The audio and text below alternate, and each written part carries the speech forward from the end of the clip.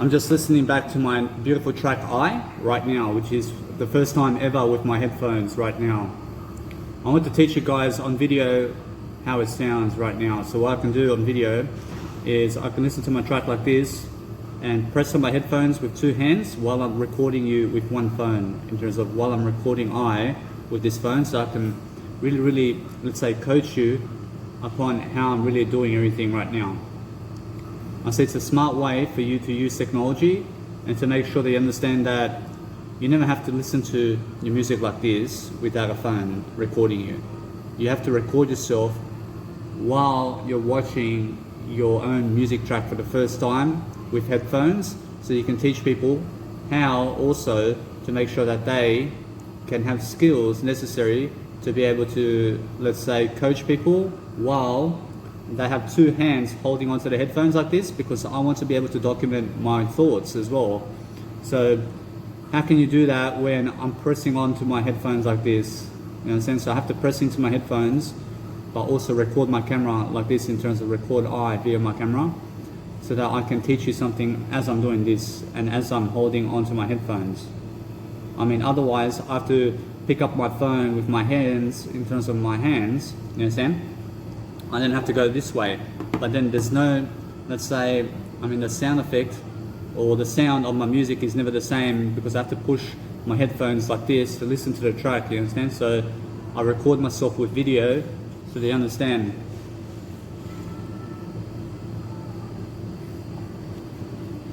I can say this track over here, which is my I track, I made it making sure that I am learning and growing, because what happens is when you're learning and growing, you can listen to the full track and you can also coach people along the way how to really do something about life. So when you're doing something around people, or you're doing something around your music track, you have to make sure that you have to go and listen to your tracks that you make, so that you can understand how to grow yourself.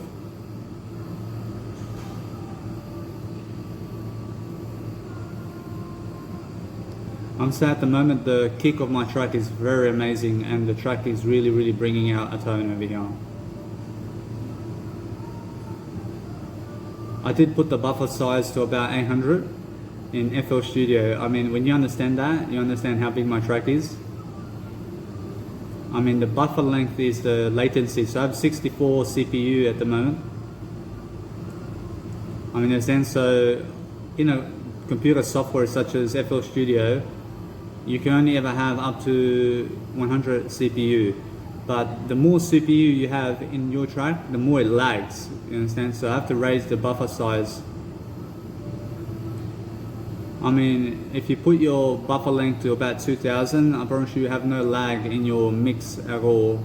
But if you put it to 8000, I promise you it starts to lag a bit. I'm just recording my nice beautiful track into my nice beautiful software, where you can also see this video. I can say it just sounds amazing.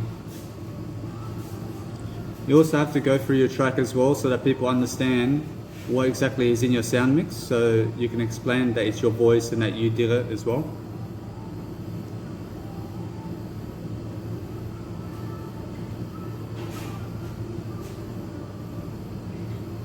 I'm just giving you any kind of ideas that I have right now, so anything that pops up in terms of my thoughts, I just put on a video right now. Otherwise I do write everything down, so when I'm doing music production, I record the screen so that you can watch. I record the screen so you can watch what I'm doing, but then I journal everything down. You have to understand, for example, Seamless, who is a music producer, I promise you, he goes and he has a studio, but he records himself on the bottom screen or the corner of the screen, and you can see him as he's doing his music production, but I never do that. I just write everything down into my journal. So I have a writing journal, and as I produce music, I write everything down in my journal. So you can always find the notes and the teaching of what I'm doing. I mean, it's just another way to be able to teach music production, is have yourself a journal with your phone and be recording the screen while you are journaling and making your music.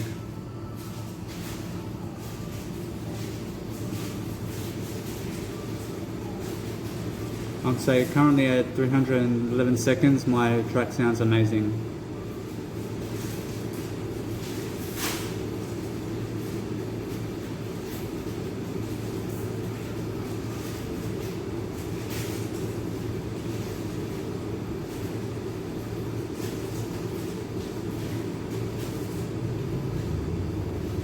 You guys who are music producers, you have to be able to do this eventually. You have to make a 1 hour, 10-minute track, and then you have to also sing the first 10 minutes of it, but then extend the instrumental of what you sang into the next part so that they can hear the instrumental also. I mean, that's why my track is 1 hour when I sing it, but then the first 10 minutes where I sing it, I get the instrumental and I put it into the next part so that you can hear it. I mean, that's why it's 1 hour and 10 minutes.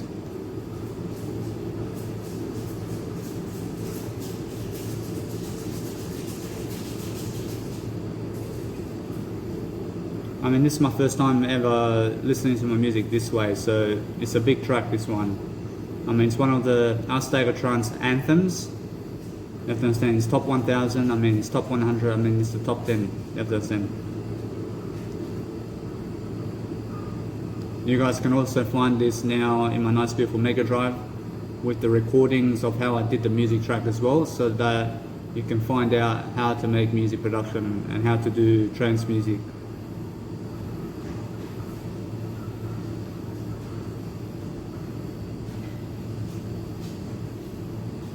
You can do anything when you set your mind to it, guys.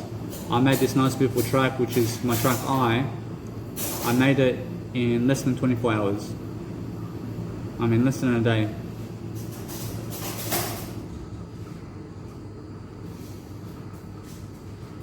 I mean, it's very smart for you to be able to record yourself while you're listening to your music track like this, so that you can teach people along the way your thoughts, and so that you can also life coach them and give them ideas. I mean, otherwise I do in my journal. I mean, otherwise I write it down.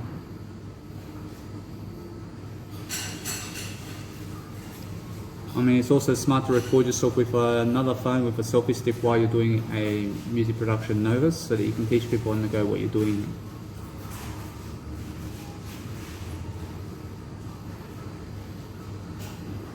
I mean, all you can do is this dial, and you can go on the top or bottom left-hand corner or right-hand corner. And what you can do is just teach people like that, but get yourself a microphone and be able to teach people.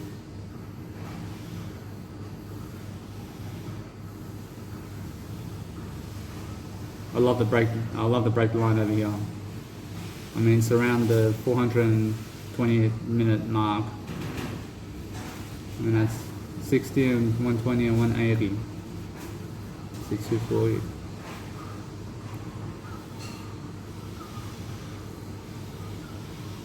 See, it's amazing.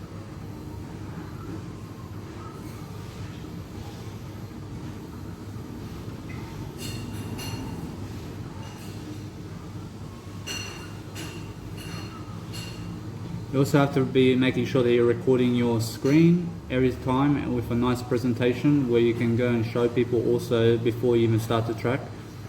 You can show them what is in the track and how did you make it. You then start the track once you have done teaching them about what is the elements of the track and what is the time markers that you place in your music production style, so you can give people ideas.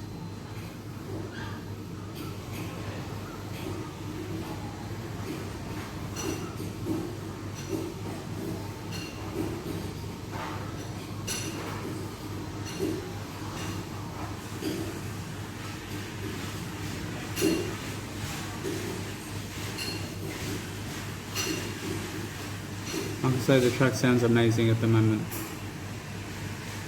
I mean, 463 seconds into the mix, I can say it sounds amazing. I mean, we're never even halfway over the track yet. And this is 30% of the track.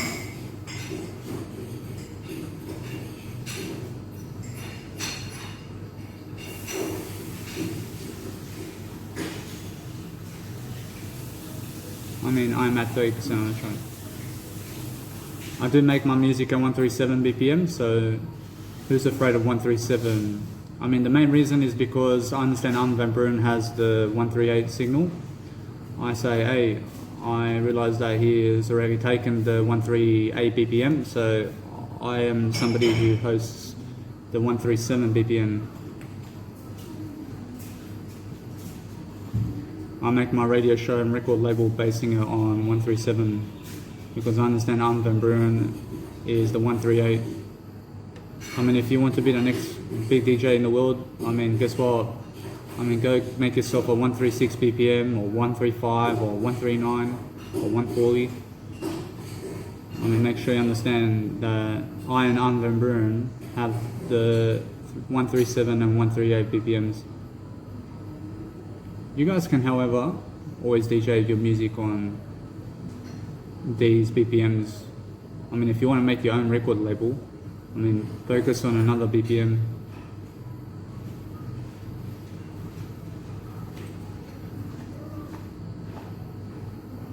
You have to understand that it's more original, so make 136 BPM your BPM. I just chose on my own 137 BPM.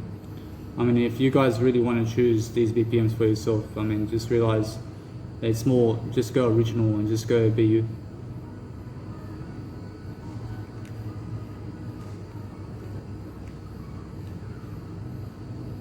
I mean, how can I take away from Armin van Buuren, who has the 138 BPM, and make it mine? I mean, I never do it. I can, however, do 137. I'm going to say Who's Afraid of 137 because he uses the motto Who's Afraid of 138. I'm the one who creates the Who's Afraid of 137. You can be the one who creates Who's Afraid of 136 or Who's Afraid of 121 BPM. I mean, you can keep going. I mean, it's early days in the music production era, but I realized that what's amazing is creating 1 hour and 10-minute long tracks, which is 70-minute tracks, where you can sing it. You have to be the singer as well, and you have to sing the first 10 minutes of it, and then let it play out.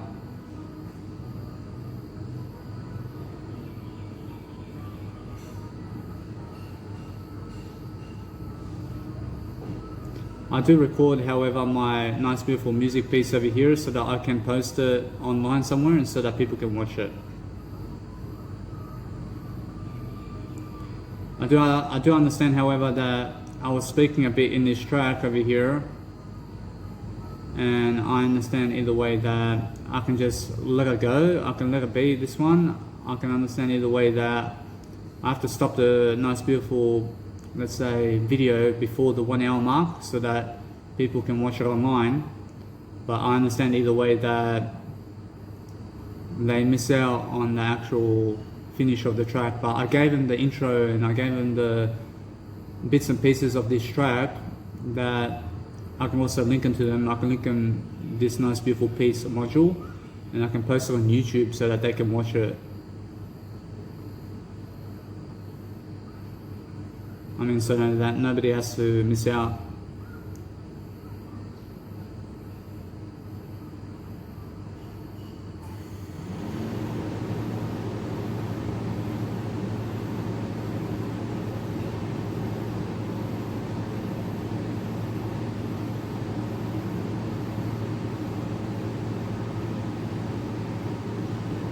I would say the programs I did use for my beautiful track over here, which is I did use Avenger, which is Avenger's synth plugin, or that nice beautiful Avenger's synth plugin. I also understand that Avenger's synth is a synth, and also that Nexus. I did use Nexus and also the Massive program. I did use Nexus as my special effects in this nice beautiful plugin masterpiece that I made with my track I did use Nexus as my sound effects, and also my Massive over here I did use one melody, which is my bass line, with the actual Massive sound effect.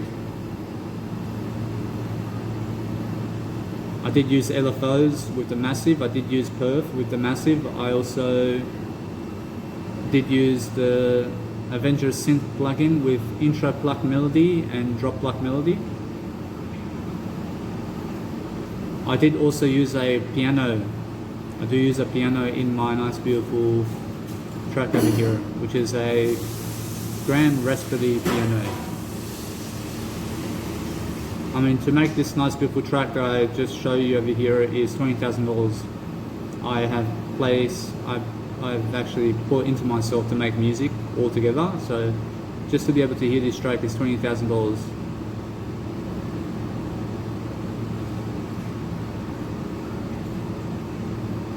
I mean, most people never realize how music is and how much money you have to put into it. So you have to understand that there's so much more money I have to put into music so I can continue my process and so I can make better music. I have to get better software, I have to make festivals, I have to do everything. I have to get the DJ equipment.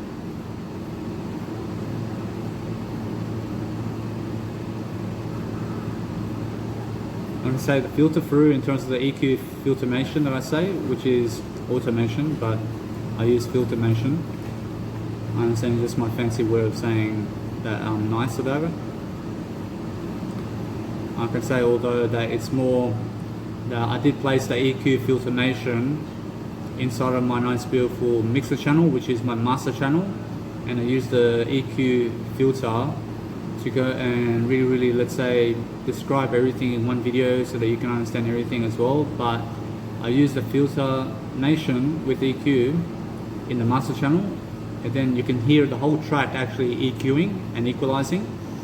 And then I also EQ the intro pluck melody and the pad gate and the bass line in this track specifically, but the drop pluck melody and the kick and the sound effects, I never even touch the EQ in terms of the automation on that, because the kick, I wanted to be able to pump through the mix.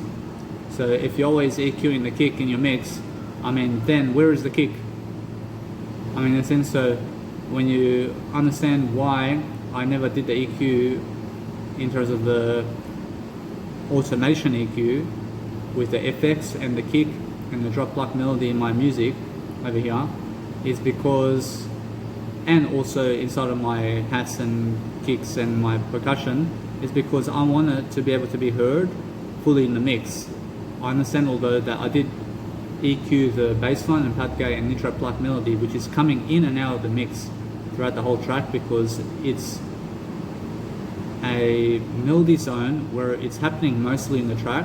So when you have a music setup or you are doing a track and you have melodies that are repeating in your track a lot, I mean, that's the time to go and EQ it by equalizing it with automation to come in and out of the track.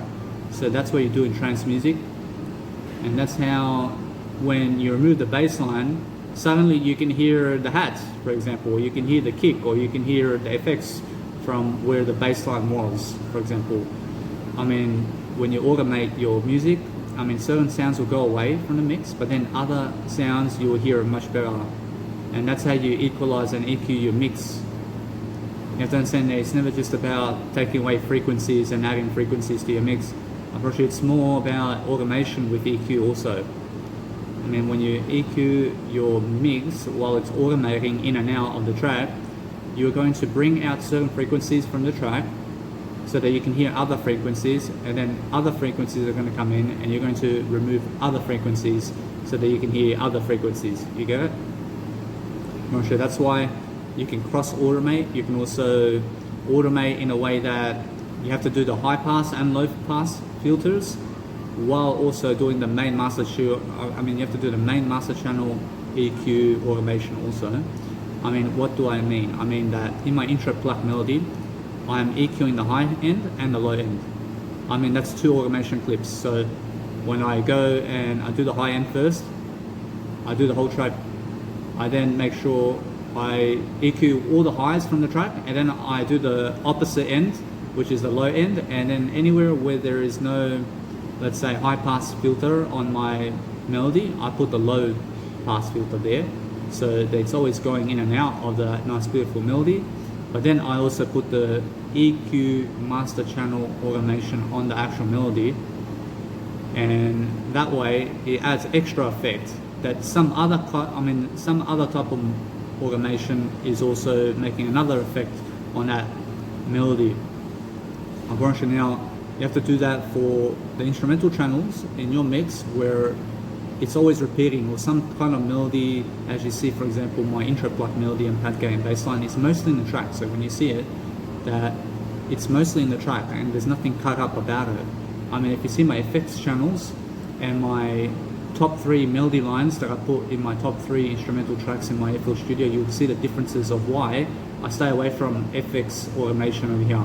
Because there's so many break lines in my FX that my melodies at the top of my mix over here, in terms of my instrumental tracks, is most in the track without being in a break line. So you have to look at the differences over here so you can understand what to automate in your tracks.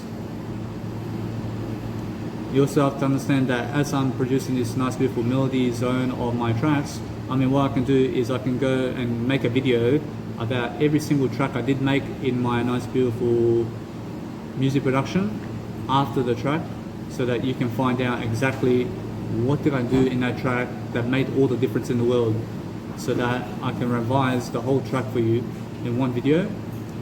I mean, that's what I'm doing now. So I do that while I'm actually, let's say, listening to the track with my headphones from now on.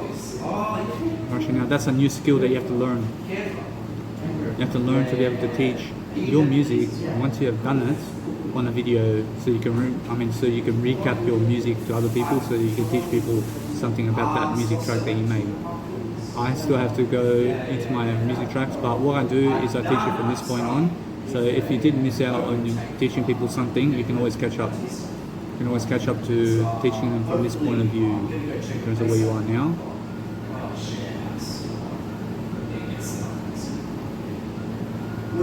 I mean, we're at half the track right now, so it's just amazing.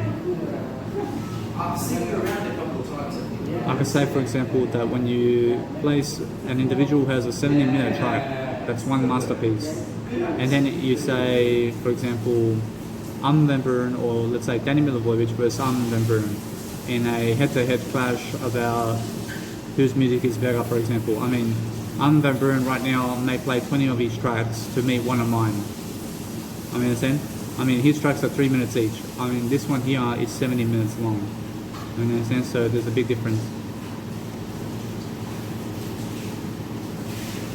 I mean, he'd be playing 20 tracks to meet one of mine. I mean, understand? So you have to understand, one wins over 20.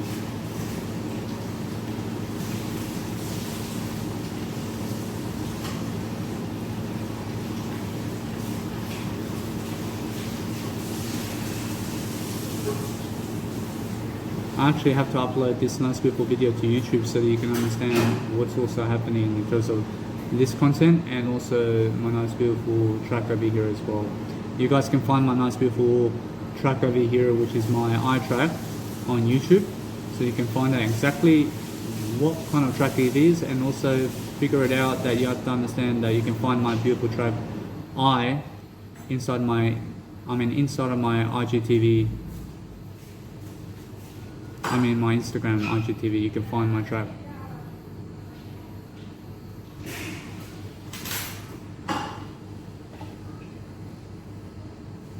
You have to realize sometimes you have to do your content in front of other people as well, so just be aware of that. I'm into the outro extension of my track now.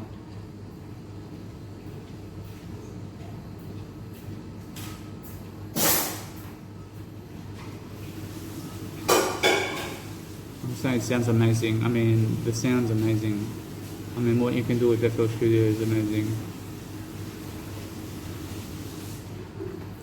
I mean, guys, just make sure to show people the automations of your track and also the image. I mean, make sure you have a nice presentation about your FL Studio and your actual software. So I'm very lucky and fortunate to be able to produce my music with FL Studio, especially.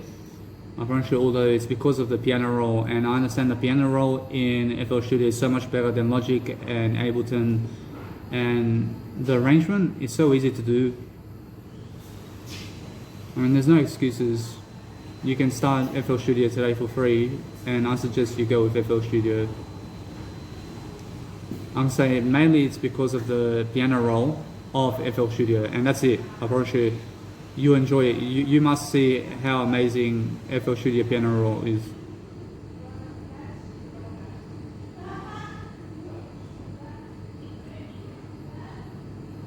I promise you, without FL Studio, I understand, although you have to understand that my drug of choice right now is just my word I. So I'm always understanding that when I create music and I do anything, I'm just learning. You have to understand that my track is very repetitive in this music because it's more of how I am bringing in certain sounds and delivering a new fast-paced tracks. But in my actual drop, in terms of my music track, you'll only ever hear 3 long actual drops in it. I mean, that's it. I mean, I may say D4 and D5 and D6. I mean, those are mini drops, you understand? But I mean, it's more all the same, but I do extend 3 times my actual drops in the actual mix over here. And my first drop comes in the break line of my, where the D4 is. I mean, that's my first drop there. And then my second drop comes in where the outro extension is. And then my third drop is my pitch ratio drop continues, which is at the end of my track. So those are my 3 main drops of the track. I mean, it's the peak. I mean, it's actual peaking. I mean, everything else is a mini signal of like a little drop, but I call it a drop. I mean, really, there's only 3 drops in my music track over here. I do, however, extend my beautiful melody in this track with actual intro pluck melody and pad gate with 10 minutes of break lines inside of my music track. So what that means, I can say, is that for 10 minutes of the track that you listen to inside of my I track is just melody. I mean, it's just melody. I mean, there's no kick in it. I mean, it's just a break line. I mean, it's just a breakdown. You have to understand why though. You have to listen to the track. I mean, the track's going so quickly that you have to slow it down totally. So sometimes when I mean that, you have to take away the kick for 5 minutes of the track, is what I mean. Because otherwise, it feels that people are dancing too much. I mean, guess what? You have to dance too much, but what the masterpiece of a long melody mix, or let's say of a music scenario that you want to go for, is when the mix is going so much of kicks, I mean, slow it down for 5 minutes to just hear the melody and atmosphere. You understand? And then what you do is extend it another 5 minutes, such as I do in my track over here. And what I do is the next 5 minutes that I do, let's say, show you the exact same melody of a break line. I mean, this time I EQ it with a master EQ automation so that I can change the frequencies of that melody while you're listening to it in the second half of it. So in the first half of it, you just hear the melody without the EQ. You understand? I mean, it has an EQ, but I just did take off certain frequencies from it, but there's no automation clip on it. I understand, although I repeat the same melody in 5 minutes in the next half of the track or in the next segment, but this time with a equalizing automation is what I mean. So you have to understand that. I then place that nice beautiful automation and melody into my pitch ratio continues with a nice beautiful way of saying where I go get the melody line and I pitch it with a master pitch, and then I export it, because that's what you have to do. Otherwise your master pitch, and what it does, I realize, is in the mix it starts making everything pitched. Then I mean, go and export the melody with the pitch first and get the audio stem file and put it where you want. I mean, put the audio stem file where you want it.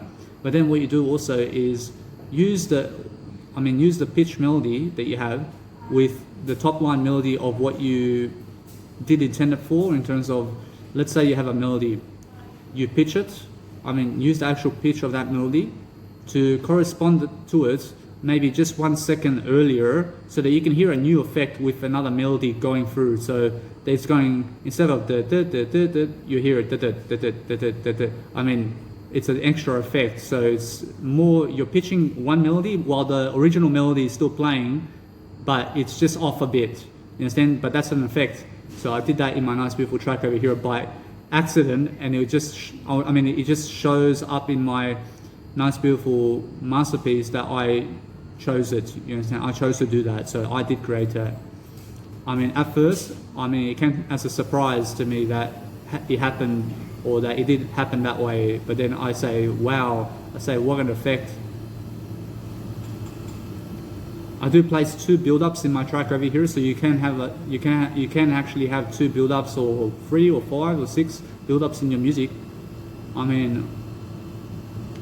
I went into my nice beautiful Edison over here and I did a drum roll, and also I had 3 build-ups over here. So you may realize I do make a nice beautiful kick, drum roll, actual build-up in my track over here with I.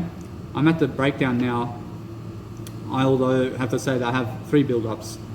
I have 2 snare drum build-ups which are all different, and also my drum roll which is different. So when you're using build-ups and you're using effects, you have to understand that effects over here, I place certain effects in my track differently. So what I do is the effect channels are just the melody lines on my intro pluck melody and drop pluck melody and my,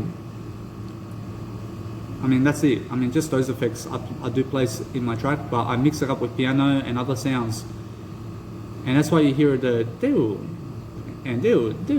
That's an effect, so it just comes like that. But then my piano may hit with that, but then in the next half, it never hits it with the actual sound effect. But then in the next one, it does. So every second beat, I place an effect. You understand? Because it's progressing like that. For example, FX1 may start off first, but then FX2 will come in, and then FX3, and then FX1, and then FX2, and then FX3, and then FX1, and then, that's how I set it up all the way through, because there's always something coming in, you understand? I'm at the breakdown now, 5 minutes of my actual melody, and you never even realize that it's 5 minutes, you understand? But it sounds like you're just showing off something in your melody, or I just want to intend to say that when you're slowing down a mix and when you go and do something for 5 minutes of a melody, people never even realize that it's 5 minutes, that you've just been playing a melody.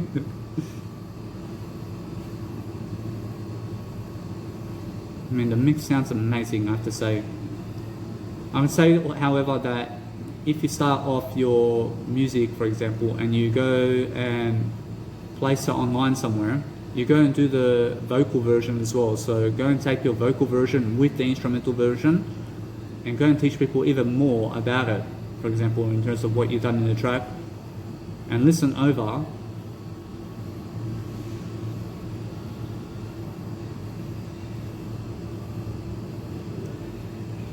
All you can do there is just go and teach people the vocal parts of how you do it. That if you're teaching people vocals or anything new, you just teach what you did, is what I'm saying.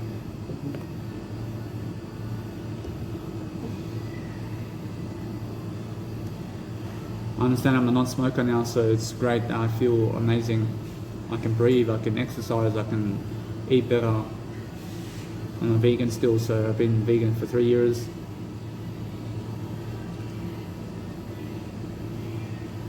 I'd say the track sounds amazing. I'd say it's definitely a vinyl track. When you repeat the track, go and repeat it once you listen to it. You'll understand what I mean. That there's so many elements to it that when you re-listen and re-listen and re-listen, you're never getting fatigued about it. I promise you, will always lift you, which is my I track. I understand the first time I play it, but the second time around I play it again, wow, I just understand the first part. I understand once I did listen to it, I understand how it is. I understand how it does go, and then I get so much more inspirational about it, because the more I listen to it, the more happier I get. So if you want to create nice and beautiful music, you create 70-minute tracks. Go and make a track and make it 70 minutes is what I've done over here. So you have to understand that. Unfortunately, it's just a beautiful masterpiece. Unfortunately, this is my symphony of God, which is I.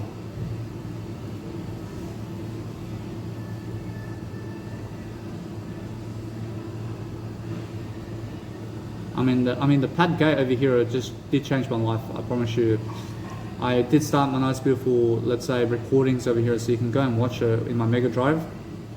I hold all my music production in my Mega Drive for free. You could just download it to your phone and see what I'm doing daily. So the pad gate is something that really makes the track alive today in terms of music production and my track over here. Without the pad, which is that's a pad. So I'm using the pad over here.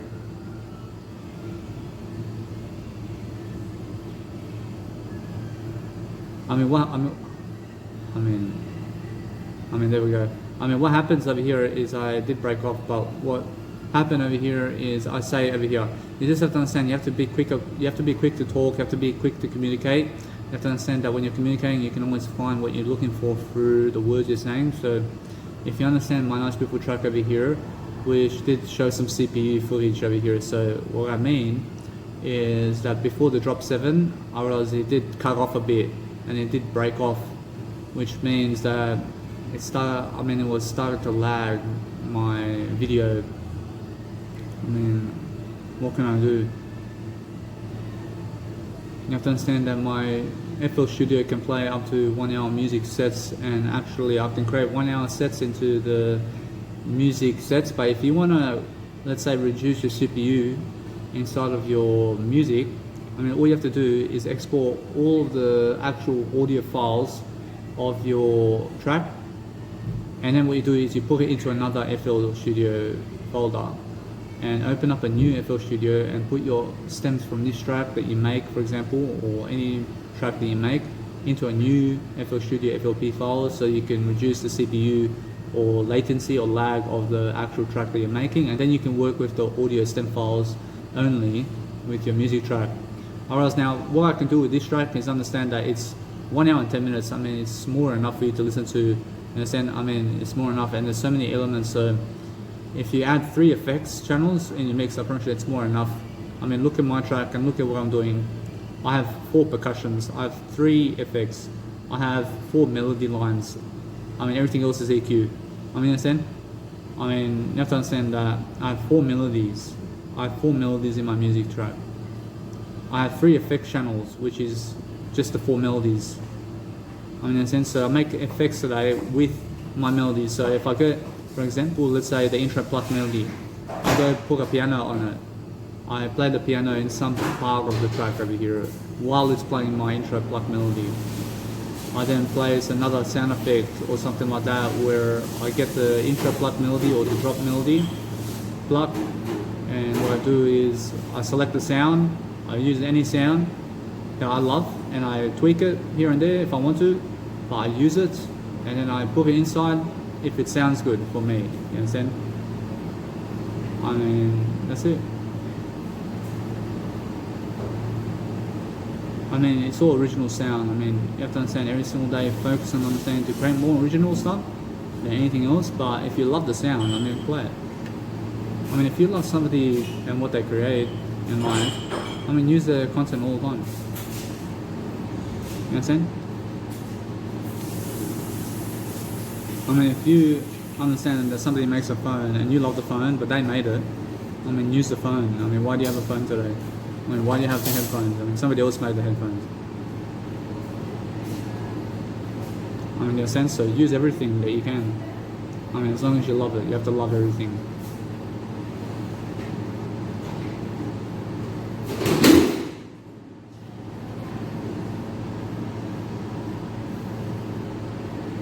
I would say drop 7 sounds like a drop, and it is. And so I do place all these drops inside of my music. So a trance track can have 10 drops in it, you understand? I mean, a trance track can have 10 build-ups. I mean, you have to understand all that in my beautiful track I here, I do, however, let's say, have 3 main drops. I mean, 3 main drops I can show you, where it's the drop 5, and it's also outro extension, and it's also the ending of my music. You can actually hear the drops over here. I mean, everything else is a mini drop. I mean, the longest ones on my beautiful profile here with I is where drop 5 is and where outro extension is, because that's where the kick is the biggest. So the longest kicks or the longest kick patterns in your mix is your real drops. I mean, everything else is non-existent.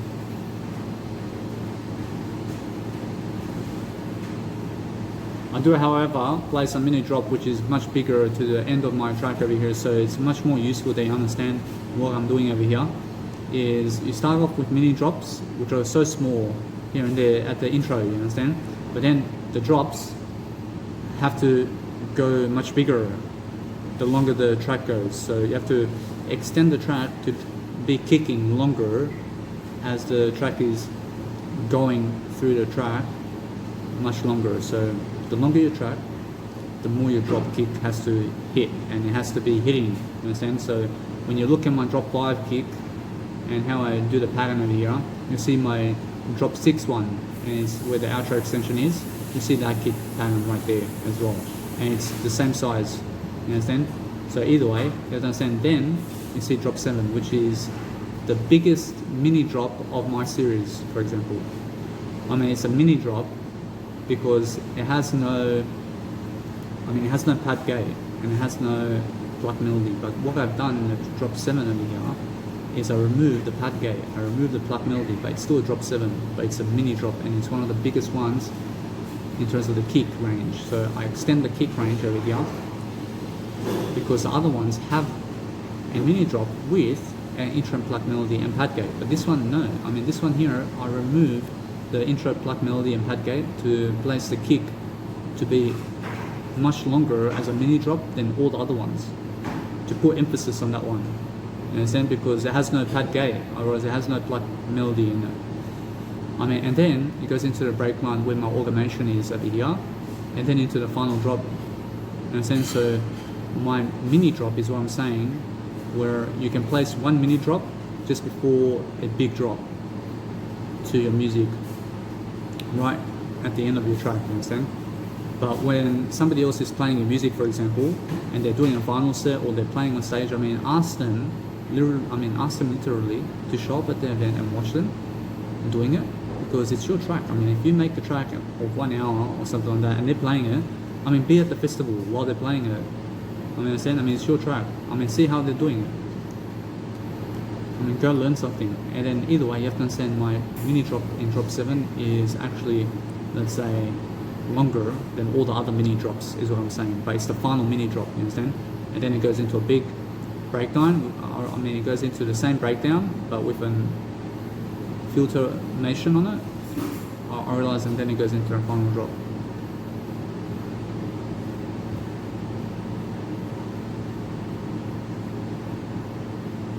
I mean, what I also can do is I can record the software, for example. I can be recording the software and teach you anyway on video camera is much better.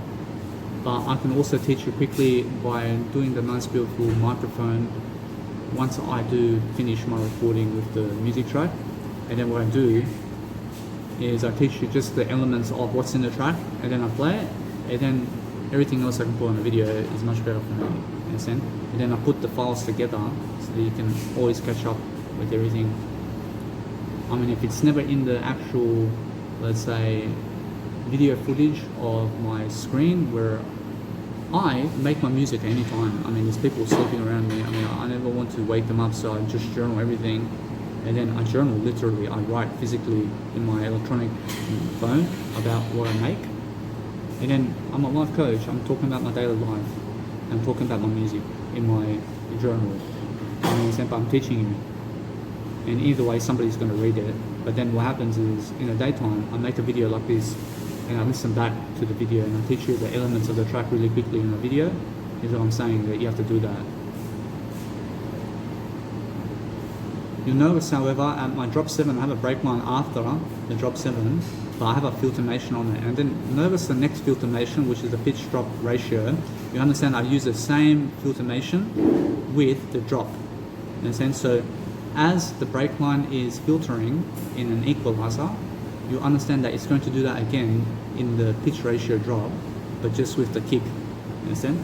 So you can see that. I mean, that's a skill there. So you have to understand that the longer your track, the more skills you have to show. I mean, you have to show something different. You have to do something different in your tracks all the time. I mean, also what is amazing inside my B6 triangle over here, you understand that my time markers, I have time markers on my actual FL Studio to teach you where certain segments are and what I'm talking about and where you can find it. So when I say drop 5, I mean, look at the pluck melody of drop 5 and you'll see the pattern. For example, look at the filtration where drop 5 is when you look at it. You understand? So that's why you have to have time markers in your music production, so you can teach people basing it on time markers alone, where you understand that you're doing it, although you're teaching them how to do it. with the time markers. You're teaching them also to make sure that when you have time markers, you have a nice beautiful organization with people where you're showing your track files and you're naming them and coloring them as well. So you can see my FX channels are all orange, for example. I mean, my EQ is all red. I mean, everything that I EQ in the track is all red for me. I mean, the pad gate is, I mean, everything else is different colors, but except for the percussion, which is all yellow. I mean, my melody, in terms of my drop pluck melody and my intra pluck melody is pink because it's a pluck, you understand? So then I do that. I do the bass line as something different. I do the pad gate as something different, totally. You understand? But you can also place icons if you want in your mix. You understand? So if you want to do that, you can do that. But what's amazing is in my pitch drop ratio over here, you understand that it's like a drop, but it's filtering away. I mean, it's filtering away from the drop, and it's teasing you. I'm teasing you over here. I'm joking with you about the actual drop over here, but I'm showing you different sounds. I'm showing you different ways of doing your track that never has to be boom, boom, boom, boom. I mean, you can also filter it. You understand? You can filter your drops. I mean, it can be like the kick is filtering, but then it gets bigger and bigger and bigger, big. I mean, you understand? And then your kick is getting bigger, and then it gets big and big and big and big, and then it starts to filter again, and it starts to fade away again. I mean, you understand? So that's what I've done where drop 7 is where the break line with the filtering is, in terms of the EQ filtration, where the break line is after the drop 7. You understand?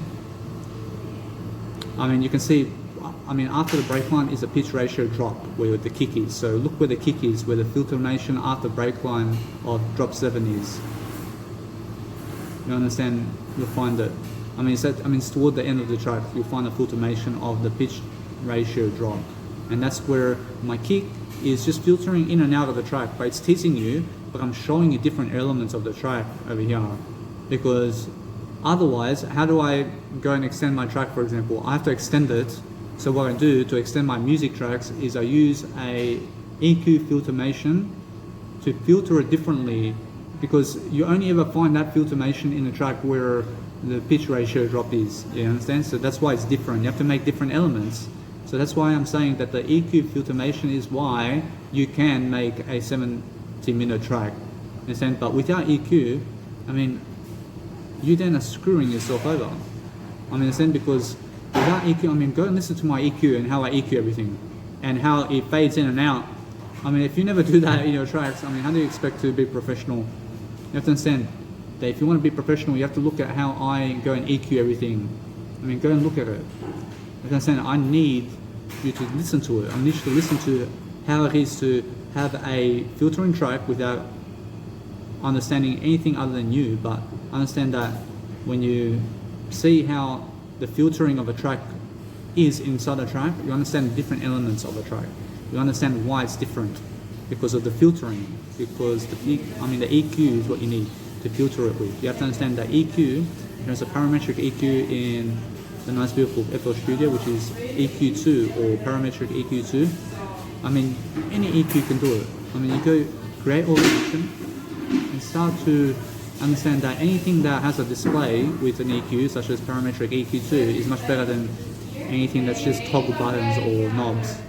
I mean, why? Because you can see the display screen. You can see where you want to cut your frequencies and how you want to do your low pass and high pass over the EQ1, for example, in FL Studio, where it's just knobs. I mean, nothing you see there, you understand? I mean, there's no display screen teaching you where the frequencies are. You understand? So get yourself an EQ. It teaches you everything about where the frequencies are inside of the mix, so you can go and do better with the mix. I understand, although, that with my pitch ratio drop continuous, I can understand that what I do after the filtering of the drop is I then extend it one more time into the final version of that nice beautiful, let's say, pitch melody, because the melody over here is the intro pluck melody is what I pitched. I pitched the actual, I'm actually pitching over here the pad gate and also the intro pluck melody, understand?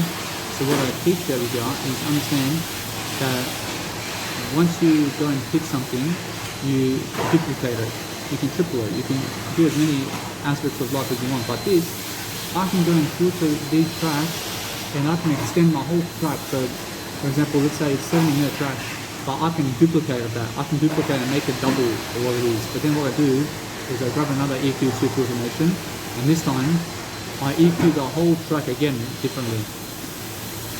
I just taught you how to make 2 hours of your track. I mean, do you understand? Which is you're using the EQ Filtramation. And then guess what? I duplicate 2 hours of the track. I make 4 hours. But what do I do now? I get another EQ Filtramation. I EQ the next 2 hours differently. You know what I'm saying? Because it's going to come in and out of the track. And it's going to be different. And that's how you extend your tracks. You know what I'm saying? I mean, now it's a 4-hour set. I can go and do 4 hours of this and duplicate it to make 8 hours a set. But then I get the EQ Filtramation again. I realize I EQ it differently. I mean, you can go forever. You know what I'm saying? So I just let it be a 7 years. I mean, it's just the way it is. I mean, how much do you want to listen to one track? I mean, that's right. I mean, it works. But it's more enough. I mean, it's more enough for 7 minutes.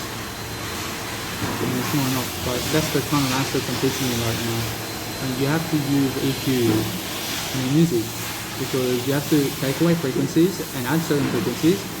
But that's what you do in the mixer channel, for example, where you're removing certain frequencies, but then you have to automate it, is what I'm saying. You have to automate your music. And that's a big difference maker of my music track over here. And you'll see at the hostel, so you know here is somebody over here. I have to pause the track over here.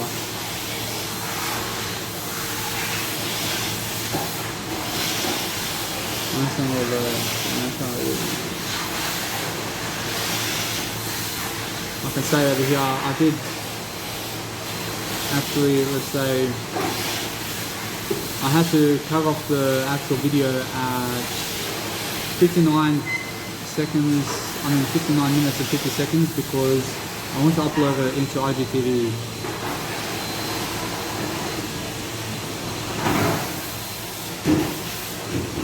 I mean, I let it be because that's how it is. And what I do now is I have to go and repeat the actual, let's say, I have to repeat the recording of this video again, but I just do that very quickly anyway, regardless.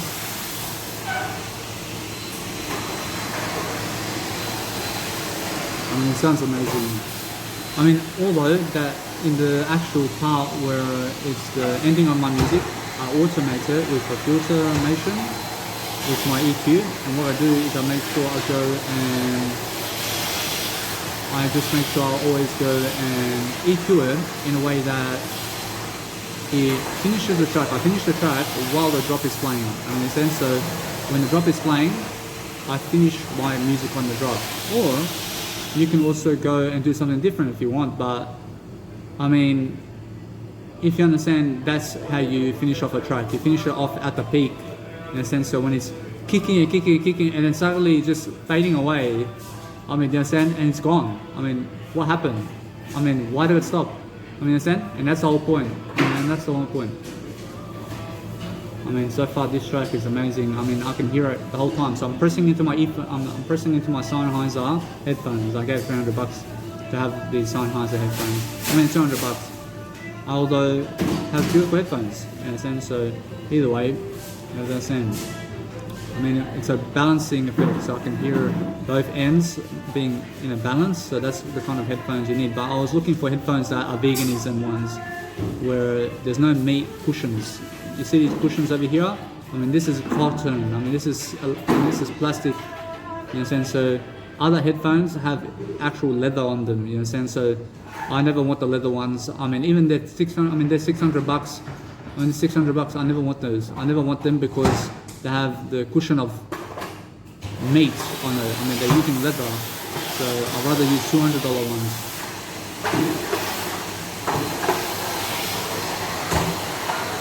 I understand when you're doing your work, I realize that other people just go do their work also, you know what I'm saying? Because that's how it is. You just have to do yours.